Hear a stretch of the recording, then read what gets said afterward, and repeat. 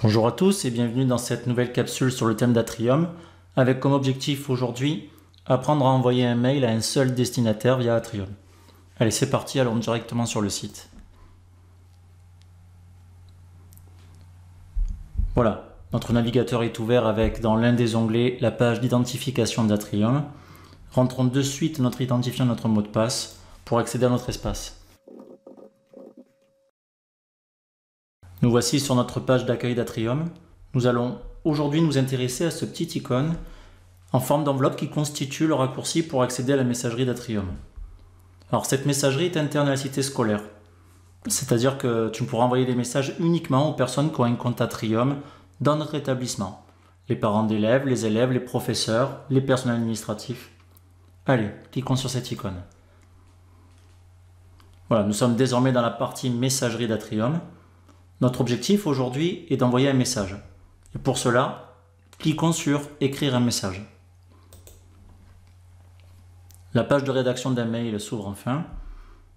Il sera essentiel et même obligatoire pour envoyer ton mail de compléter 3 rubriques. Tout d'abord, la rubrique qui concerne le destinataire. Puis, la rubrique qui concerne l'objet du message, c'est-à-dire un titre qui résume le contenu de ton message. Et enfin, troisième rubrique, justement, remplir le contenu du message. Allez, on va effectuer un exemple rapide. Supposons que tu souhaites envoyer un message à ton professeur de maths, Monsieur Fier. Commence par taper dans cette partie-là où il y a le A, les premières lettres de son nom. Donc, voilà, le nom s'affiche au bout de 4 caractères, on clique dessus. Ensuite, nous allons directement à l'objet. Et là, un titre qui va résumer le message, par exemple l'absence. Et enfin, on termine par le contenu du message.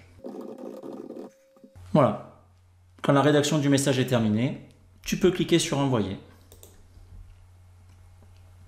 Tu as alors un message de confirmation que le message a bien été envoyé.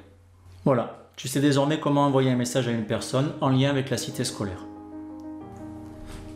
Ainsi s'achève cette capsule. N'hésite pas si tu as des questions à les laisser en commentaire. Et on se retrouve très vite dans une nouvelle capsule pour compléter cette thématique d'envoi de mail sur Atrium.